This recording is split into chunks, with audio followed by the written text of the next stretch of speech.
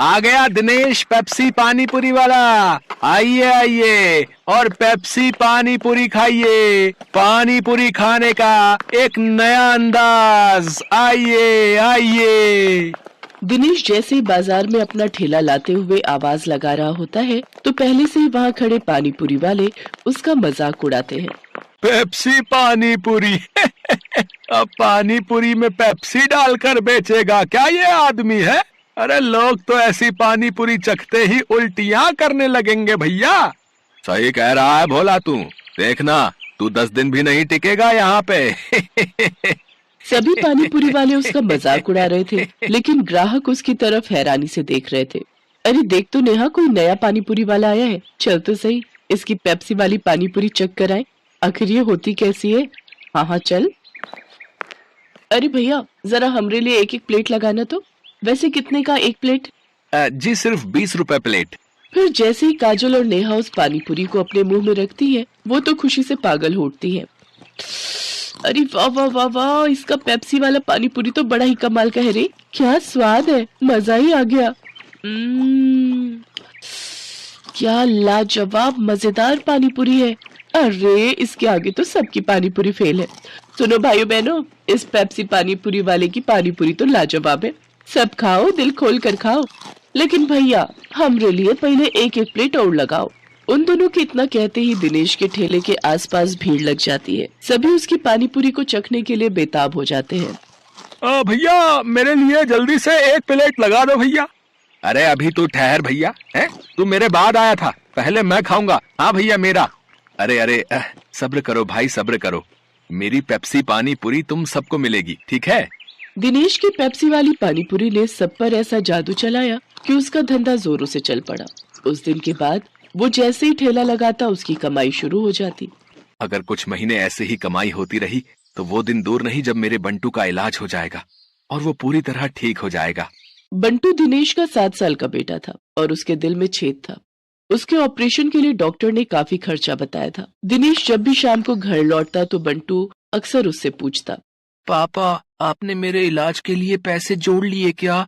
अब कुछ ही महीनों की बात है बेटा, मैं जल्दी ही तेरे इलाज के लिए पैसे जोड़ लूंगा। ऊपर वाले की दुआ से अपना पेप्सी पानी पूरी का धंधा बहुत अच्छा चल रहा है। सच्ची पापा? फिर तो मैं भी आपके साथ खेल सकूंगा, दौड़ूंगा, भागूंगा, और आप देखना फिर तो रेस में मैं ही फर्स्ट आऊंगा। दिनेश की बीवी संध्या जब भी अपने बेटे को ये कहते सुनती तो वो कहती, तू बिल्कुल भी परेशान मत हो बंटू, मैं रोज मंदिर जाकर तेरे ठीक होने के लिए भगवान से प्रार्थना करती हूँ। तू देखना भगवान तुझे बहुत जल्द ठीक कर देंगे। एक दिन दिनेश के ठेले पर हीरो नाम का अधेड़ उम्र का आदमी उसकी पानी पूरी चखने आता है। वो नशे में होता है, तभी उसकी नजर दिनेश के गल्ले पर जाती है।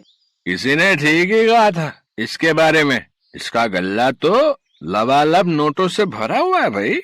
हीरो एक ठग, शराबी और जुआरी किस्म का आदमी था। उसका काम ही लोगों को ये सब बुरी लत लगाना था। दिनेश के भरे गल्ले को देखने के बाद हीरो उससे कहता है, अरे सुना है कि तेरे बेटे को कोई बड़ी बीमारी है अभी, है? और उसके इलाज के लिए तुझे लाखों चाहिए? हाँ भाई सही सुना है, मुझे मेरे बेटे के इलाज के लिए कई सारे पैसों की जरूरत है। तो तुझे क्या लगता है इस ठेले से तू लाखों रुपए कम समय में कमा पाएगा? इसके लिए तो तुझे कई साल लग जाएंगे। हाँ लेकिन इसके अलावा मैं और कर भी क्या सकता हूँ भाई? देख इसमें मैं तेरी मदद कर सकता हूँ। अगर तुझे हफ्ते भर में ही 5 लाख रुपए कमाने हो तो मुझे आकर मिल लेना। ये रहा मेरा पता, ठीक है ना? अच्छा अब मैं चलता हूँ, ठीक है भाई? आखिर ऐसा कौन सा रास्ता है इसके पास जो ये मुझे एक हफ्ते में इतने पैसे कमा कर दे देगा?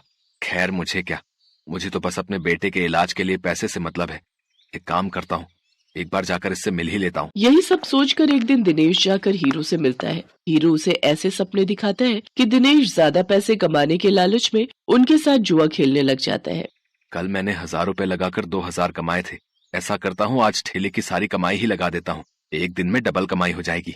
धीरे धीरे दिनेश को जुए के साथ साथ शराब की लत भी लग जाती है। शराब की लत उसे ऐसी लगती है कि उसका अपने काम में मन ही नहीं लगता और वो ठेले पर खड़ा होकर भी शराब के नशे में डोलता रहता है। भैया एक प्लेट लगाना तो।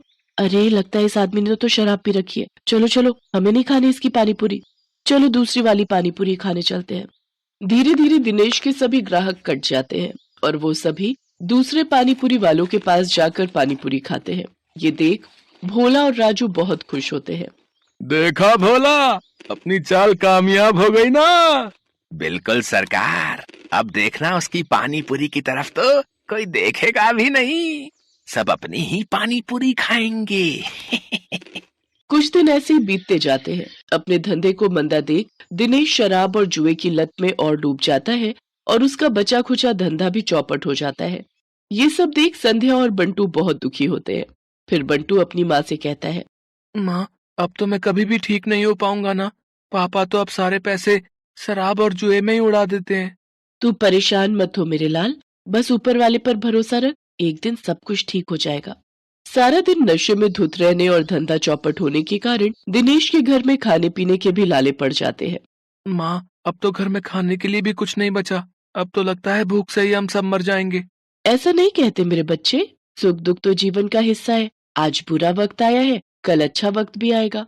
ऐसे ही कुछ समय और बीत जाता है। फिर एक दिन उस बाजार में एक आदमी आता है जो सबको पर्चे बांट रहा होता है। तभी वो दिनेश के ठेले पर आता है। अरे सुनो भाई, पेप्सी पानीपुरी वाले, हमारे सेठ मंगल राम चाट भंडार वाले की तरफ से एक प्रतियोगिता होने जा रही है, जिसमें सभी चाट वालों के बीच कंपटीशन होगा। जो भी इस प्रतियोगिता को जीतेगा उसे पूरे 5 लाख इनाम और साथ ही हमारे मशहूर मंगल राम चाट भंडार वाले बाजार में एक स्टॉल भी लगाने को मिलेगा। मंगल राम चाट भंडार बाजार, वहाँ तो बड़े बड़े लोग आते हैं चाट खाने के लिए। अरे तभी तो कह रहा हूँ, अगर जीत गए तो रोज की अच्छी खासी कमाई होगी और 5 लाख मिलेंगे वो अलग। मंगल राम चाट भंडार कोई ऐसी वैसी जगह नहीं थी, बल्कि शहर का फेमस चाट बाजार था, जहाँ शहर के बड़े बड़े लोग चाट खाने आते थे और कई टूरिस्ट भी वहाँ आते थे। उस बाजार में चाट लगाने वालों की अच्छी खासी कमाई होती थी। लेकिन ये सब बातें जानते हुए भी दिनेश उस प्रतियोगिता में कोई खास दिलचस्पी नहीं दिखाता। मंगल चाट भंडार है तो मुझे क्या, मैं जहाँ हूँ वहीं ठीक हूँ, मुझे इन सब से कोई फर्क नहीं पड़ता। उधर भोला और राजू उस कंपटीशन के बारे में सुनकर आपस में कहते हैं, सुन भोला, इस कंपटीशन को तू जीते या मैं, मुझे कोई फर्क नहीं पड़ता, बस कोई और नहीं जीतना चाहिए। हाँ भाई, बस एक उस दिनेश का ही डर था, लेकिन वो तो हमारी कृपा से फेल हो चुका है, तो अब हम दोनों के अलावा उस कंपटीशन को कोई जीत ही नहीं सकता। अगले दिन हीरो भोला और राजू से मिलने आता है। क्यों भाई, मान गए ना मुझे? आखिर मैंने शराब और जुए की लत लगाकर उस दिनेश के धंधे को चौपट कर ही दिया भैया। तुम्हारे एक बार कहने से ही तुम्हारे दुश्मन को कैसे ढेर कर दिया मैंने। अगर वो ढेर नहीं होता तो हमारा धंधा आबाद कैसे होता भाई? उसकी पेप्सी पानी पूरी ने तो हम लोगों का धंधा ही चौपट कर दिया था भाई। तभी उनकी ये सारी बातें दिनेश सुन लेता है और अपने किए पर उसको बहुत पछतावा होता है। मैं भी कितना बेवकूफ था जो इन पाखंडियों के झांसे में फंस गया और बर्बाद हो गया, लेकिन अभी भी कुछ नहीं बिगड़ा है। मैं इन सबको मजा चखाऊंगा, मैं इस प्रतियोगिता में हिस्सा जरूर लूंगा। यही बात मन में ठाने दिनेश उस चाट प्रतियोगिता में हिस्सा लेता है और अपनी पेप्सी वाली पानीपुरी की रेसिपी से इस कॉन्टेस्ट को जीत लेता है, जिससे उसे 5 लाख का इनाम मिल जाता है। साथ ही मंगल चाट भंडार में स्टॉल लगाने के लिए जगह भी। इनाम से मिले पैसों से वो अपने बेटे का इलाज करवाता है। बंटू पूरी तरह से ठीक हो जाता है और वो भी दूसरे बच्चों की तरह खेल कूद करने लगता है। दिनेश की पेप्सी पानीपुरी अब मंगत राम चाट भंडार की जान बन गई थी। उस बाजार में जो भी ग्राहक आता वो उसकी पानीपुरी चखे बिना वापस नहीं जाता। उसकी तरक्की देख राजू, भोला और हीरो को अपनी करनी पर बड़ा पछतावा होता है। भदनपुर शहर से कुछ ही दूर दीनानगर नाम का एक गांव था। उस गांव में मोहन नाम का एक ग्वाला रहता था, जो हर सुबह शहर दूध बेचने जाया करता था। मोहन, तुम बहुत अच्छा दूध बेचते हो, एकदम ताजा। जहाँ शहर में तो सब माल नकली है, दूध में पाउडर मिलाते हैं, एक तुम ही हो जो शुद्ध दूध देते हो मोहन। जी साहब, मैं तो एक छोटा सा ग्वाला हूँ और ईमानदारी का ही व्यापार करता हूँ, उसी का खाता हूँ। भदनपुर में केवल एक ही डेयरी थी, बजरंग डेयरी, लेकिन वह मिलावटी और अशुद्ध दूध देता था। मगर कोई और चारा ना होने के कारण लोगों को उसी का दूध, दही, पनीर व अन्य दूध से बने सामान खरीदना पड़ता। अरे बजरंग भैया, जरा 1 किलो दूध तो देना। बजरंग ने एक पैकेट निकालकर औरत को थमा दिया। अरे इसका वजन तो करो, और कल का दूध तो उबालते ही आधा हो गया था। वजन करके ही रखा है, पूरा 1 लीटर है। लेना है तो लो, नहीं तो आगे बढ़ो। औरत मजबूर होकर वो दूध ले लेती है और निराश होकर चली जाती है। कुछ दिन बीत जाते हैं। शहर के लोगों को मोहन दूध वाले के बारे में पता चलता है और धीरे धीरे लोग उसी से दूध लेना शुरू कर देते हैं। ले लो, दूध ले लो। अरे मोहन, रुको तो, जरा 1 लीटर दूध देते जाओ। वाह मोहन, तुम्हारा दूध तो एकदम शुद्ध नजर आ रहा है। बिल्कुल, अभी ताजा ताजा भैंस का दूध लगा कर आया हूँ गाँव से। तभी दूसरी महिला भी वहाँ पहुँच जाती है। अरे मोहन भैया, मुझे आज 2 लीटर दूध देना, आज खीर बनानी है। जी लीजिए, खीर के लिए मैं आपको गाय का दूध दे देता हूँ, भाव बिल्कुल बराबर है। धीरे धीरे मोहन दूध वाले की चर्चा सारे शहर में फैल जाती है और बजरंग डेयरी से कोई भी दूध नहीं खरीदना चाहता। अरे सुना है, दीनानगर से एक दूध वाला हर रोज सुबह शहर आता है और बहुत ही सुंदर दूध देता है। हाँ सही बात है, और अब तो हमें बजरंग दूध वाले का कोई भी मिलावटी सामान खरीदने की आवश्यकता नहीं है। बजरंग अब खाली हाथ मक्खियां मारता बैठा रहता है। मुश्किल से ही 2-4 लोग उसकी दुकान पर आते हैं। बजरंग को भी इस मोहन दूध वाले के बारे में पता चलता है। तभी बजरंग की दुकान से श्यामला भाभी गुजरती है। अरे श्यामला भाभी, आज दूध नहीं लेंगे क्या? अरे हम पागल हैं क्या जो हम तुम्हारा मिलावटी दूध लेंगे? जब से मोहन आए हैं तब से सभी को शुद्ध दूध मिलना शुरू हो गया है। एक दिन बजरंग डेयरी के सामने से मोहन अपना दूध लेकर गुजर रहा होता है। तभी बजरंग उसे अपनी तरफ बुलाता है। अरे मोहन भाया, रुको तो, जरा और हमारे यहाँ भी तो बैठो। जी भाया, अभी आता हूँ।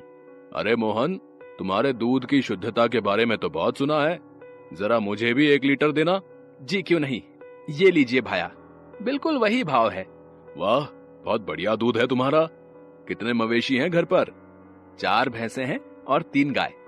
मोहन, तुम ऐसा करो, तुम अपना सारा दूध मुझे बेचा करो, मैं बड़े दाम में तुमसे दूध लूंगा। तुम्हें आज कितना मुनाफा होता है, उससे भी ज्यादा मुनाफा होगा। अरे नहीं भाया, लोगों का भरोसा अब मैं नहीं तोड़ सकता। अच्छा, अब मैं चलता हूँ, राम राम। बजरंग दांत पीस कर रह जाता है। उसने मोहन को बहलाने की अपनी तरफ से पूरी कोशिश की, लेकिन सफल ना हो सका। राम राम, राम राम। इस मोहन ने तो सारे धंधे को चौपट कर दिया है, इसका जरूर कुछ करना पड़ेगा। दिन के अंत में मोहन अपना सारा दूध बेचकर दूध के डिब्बों को साइकिल में टांग रहा था। हे भगवान, बस आपकी कृपा ऐसी ही बनी रहे और मैं इन शहर वासियों की सेवा करता रहूं। बजरंग उसे चुपके चुपके देख रहा होता है। मोहन साइकिल पर चढ़कर गांव की ओर रवाना हो जाता है, लेकिन उसका पीछा बजरंग भी कर रहा था। शाम ढलने के साथ ही मोहन अपने गांव पहुंच जाता है और अपने घर के सामने साइकिल खड़ी करता है तो दूध के डिब्बे लेकर अपने घर के अंदर जाता है। अरे भाग्यवान, सुनती हो, जरा 1 गिलास पानी तो ले आना। जी अभी लाई। मोहन पानी पीता है। तो कैसा गया आज का व्यापार? सारा दूध बिक गया ना? भगवान का शुक्र है, आज भी सारा दूध बिक गया। उससे भी ज्यादा शहर के लोगों को अब मुझ पर भरोसा है। उससे कीमती चीज और कुछ नहीं हो सकती। ईमानदारी की बुनियाद पर बना व्यापार ही हमेशा हम जैसे गरीबों का साथ देता है। बजरंग एक जगह छुपकर दोनों की बातें सुन रहा होता है। अरे बेटा, ऐसा मजा चखाऊंगा, सारा व्यापार भूल जाएगा। अगली सुबह जब मोहन साइकिल में दूध के डिब्बे टांग रहा होता है, तभी वो देखता है कि उसकी साइकिल के दोनों पहियों की हवा निकली हुई है। अरे भाग्यवान, सुनती हो, जरा इधर आओ। सुनीता दौड़ी दौड़ी आती है। जी क्या हुआ? अरे ये देखो, दोनों पहिए पंचर हो गए हैं। अब भला मैं कैसे शहर दूध बेचने जाऊं? हे भगवान, ये तो बहुत बुरा हुआ। आप एक काम करिए, आज घर में ही रुक जाइए और साइकिल बनवा लीजिए। तू रामू को कहना साइकिल बनवा देगा, मैं पैदल ही शहर जाऊंगा।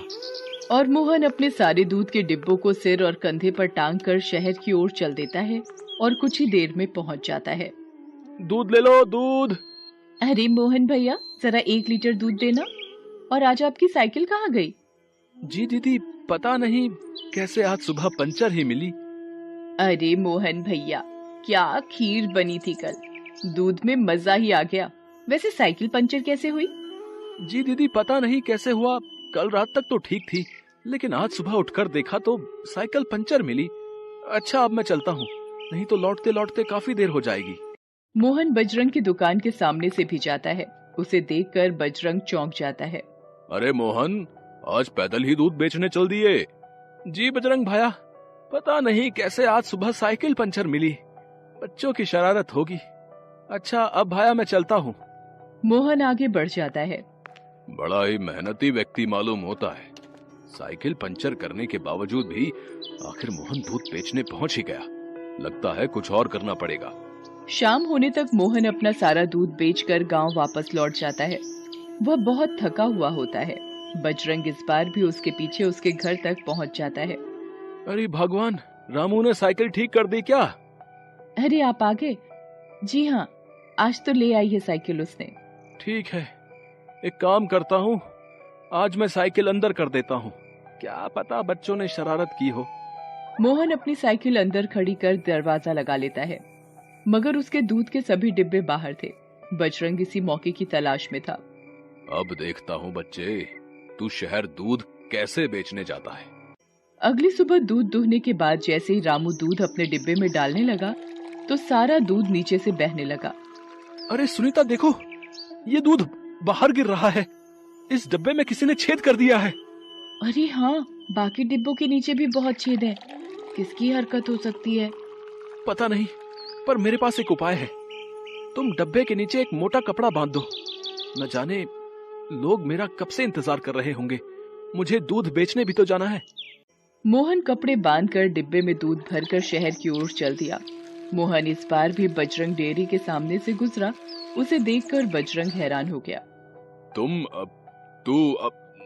तुम अरे मोहन, तुम यहाँ कैसे आ गए? अरे मतलब मेरा मतलब यह है कि तुम्हारे डब्बों में तो छेद था ना? लेकिन ये बात आपको कैसे पता चली? अरे वो सब छोड़ो। आओ ना, तुम बैठो ना। मोहन को बजरंग के ऊपर थोड़ा शक हुआ, लेकिन वो वहाँ से निकल जाता है। अरे मोहन भाया, ये तुम्हारे डब्बों को क्या हो गया? जी साहब, पता नहीं किसकी शरारत है। कल किसी ने साइकिल की हवा निकाल दी तो आज डब्बों में छेद कर दिया। न जाने कौन हो सकता है। और कौन होगा? तुम्हारे कारण यहाँ सिर्फ एक ही आदमी को नुकसान है, और वो है बजरंग डेयरी। ये सब उसी की चाल हो सकती है। हाँ। तो साहब, अब मैं क्या करूं? शहर छोड़कर चला जाऊंगा तो मेरा परिवार कैसे चलेगा? अरे नहीं नहीं मोहन, तुमने हम शहर वासियों को शुद्ध दूध पहुंचाकर बहुत ही उपकार किया है। अब हमारा भी तो फर्ज बनता है कि हम तुम्हारी मदद करें। तुम उसकी चिंता मत करो, मेरे पास एक उपाय है, सुनो। वो आदमी मोहन के कान में उपाय बताता है। मोहन सुनकर राजी हो जाता है। ठीक है साहब, मैं ऐसा ही करता हूँ। हाँ हाँ मोहन भैया, हम तुम्हारे साथ हैं। हम बजरंग को जरूर सबक सिखाएंगे। शाम ढलने पर मोहन अपनी साइकिल पर चढ़कर वापस गांव की ओर जा रहा होता है। इस बार भी बजरंग उसका पीछा करता है। घर पहुंचने पर मोहन अपना दूध का डिब्बा और साइकिल दोनों ही अंदर कर लेता है। थोड़ा अंधेरा होने पर बजरंग वहां पर आता है। अच्छा बेटा, मेरा धंधा चौपट करने के बाद अब तू यहाँ चैन की नींद सोएगा। अब देख मैं क्या करता हूँ। एक ऐसा इंजेक्शन दूंगा जिससे तेरे मवेशी दूध देना ही बंद कर देंगे। वहीं बाहर अस्तबल में मोहन की गाय और भैंस बंधी हुई थी। मोहन ने अस्तबल का दरवाजा खोला और जैसे ही वो गाय और भैंस को इंजेक्शन लगाने के लिए आगे बढ़ा, वहाँ की सभी बत्तियां जल उठी और मोहन समेत शहर के कुछ लोग वहाँ पर आ धमके। अच्छा, तो तू ही है वो करामाती इंसान है? नीच, मिलावट का सामान बेचता है और ईमानदारी को हटाना चाहता है। हमें इसे मारना चाहिए। मारो मारो मारो। जी नहीं नहीं, कानून को हाथ में लेना ठीक नहीं है। बेहतर होगा अगर हम इसे पुलिस के हवाले कर दें तो। वाह मोहन, न सिर्फ तुम्हारी ईमानदारी बल्कि तुम्हारी शालीनता ने भी हमारा दिल जीत लिया। वाह। वहाँ पर खड़े सभी लोग मोहन के लिए ताली बजाते हैं। बजरंग दूध वाले को सलाखों के पीछे भेज दिया गया। मोहन उसी शहर में दूध बेचता रहा और कुछ ही वर्षों में उसने अपनी खुद की डेयरी भी खोल ली है और अब वो अपने परिवार के साथ हंसी खुशी प्रसन्नता से रहता है।